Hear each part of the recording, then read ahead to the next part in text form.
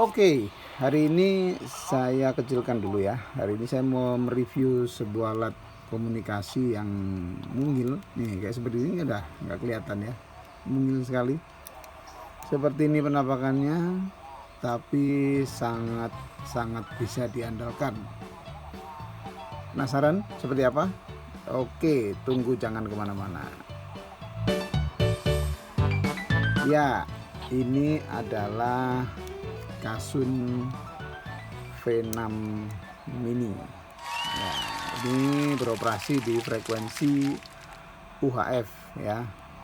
Beda seperti yang di sana itu dual band, bisa di VHF dan UHF. Sedangkan yang ini hanya untuk di VHF saja. Yang ini khusus untuk UHF. Seperti apa? Yang maksudnya bisa diandalkan seperti apa? Ini bisa digunakan dalam jarak 2 kilo lebih ya, tergantung kondisi di lapangan. Kalau misalkan tanpa halangan dia bisa 2 kiloan. Tetapi kalau untuk yang banyak gedung atau di dalam ruangan ya mungkin sekitar 600-700 meter sudah mulai ada gangguan dari kualitas penangkapan maupun pengiriman sinyalnya gitu ya. Oke, kemudian bagaimana cara mengoperasikannya? Nah, yang pertama untuk menghidupkannya Kasun V6 ini kita tekan tombol OK, tekan tahan ya, tekan tahan. Nah, seperti itu. Handy talkie ini bisa menyimpan maksimal 16 channel ya. Jadi ini 1, 2, 3 dan seterusnya sampai dengan 16 channel. Nah, kemudian pertanyaannya bagaimana cara nge-save frekuensi gitu ya. Tombolnya cuma ada tombol navigasi kanan kiri atas bawah dan OK.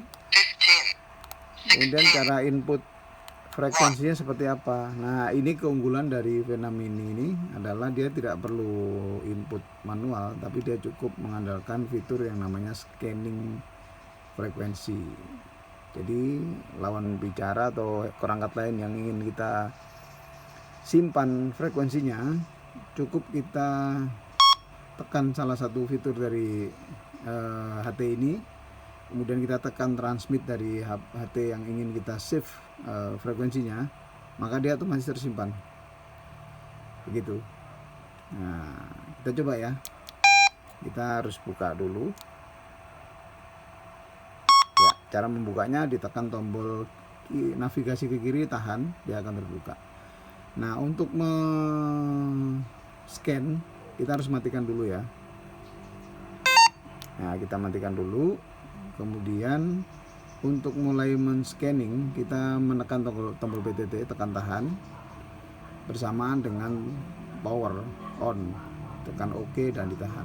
Begini ya, kita tekan dulu. Nah, kita hidupkan.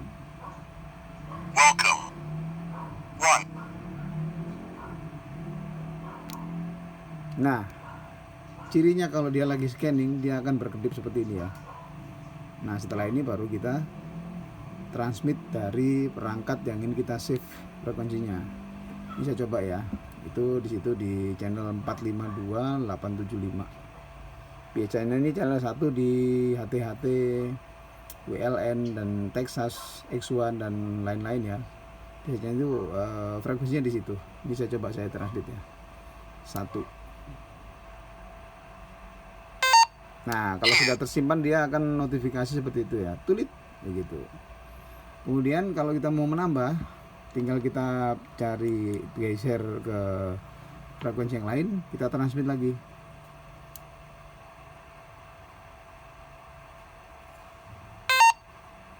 Ya, gitu. Artinya dua gelombang tadi, dua frekuensi tadi sudah tersimpan. Untuk mengakhirinya cukup kita tekan tombol PTT-nya ya. Nah, dia akan kembali ke 1. Kita coba dulu ya, ke yang pertama tadi kita simpan ini. Nah, itu ya sudah bisa terkoneksi ya. Coba saya cek dulu. 1 2 3 3 2 1. Nah, saya sebaliknya ya, yang ini.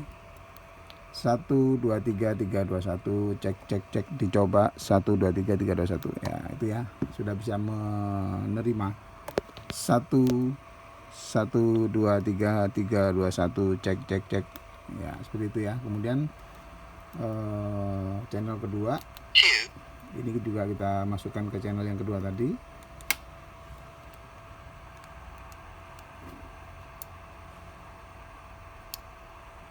Sebentar, ini ada sesuatu ini.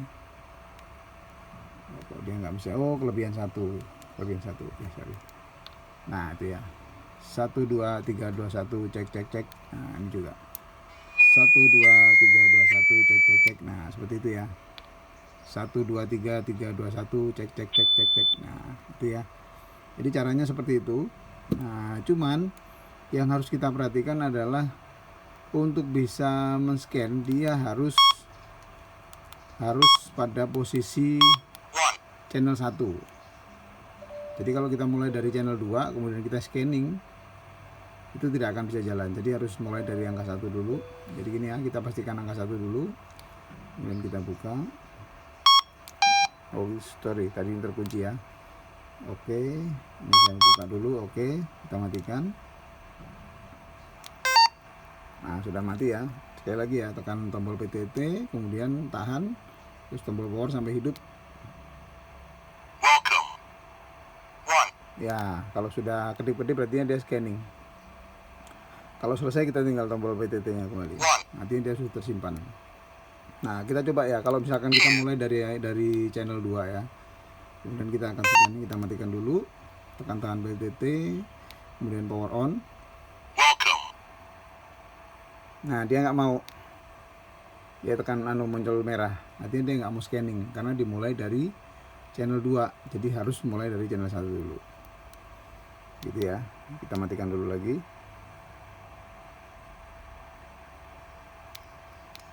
Tekan tahan. Nah, oke ya, kita tahan. Dia langsung kembali ke channel 2. Nah, kita matikan dulu. Sorry. Salah. Harusnya kita masuk ke 1 dulu ya. 1 dulu, matikan. Nah, kemudian pencet tahan PTT, kemudian power on. Nah, sudah kedip, artinya dia scanning. Baru kita masukkan dengan cara mentransmit dari HT yang frekuensinya mau kita copy. Seperti itu ya. Kalau sudah selesai, tinggal tekan tombol PTT-nya. Nah, dia sudah tersimpan.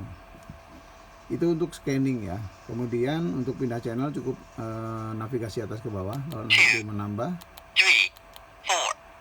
sebaliknya kalau ke bawah itu mengurangi.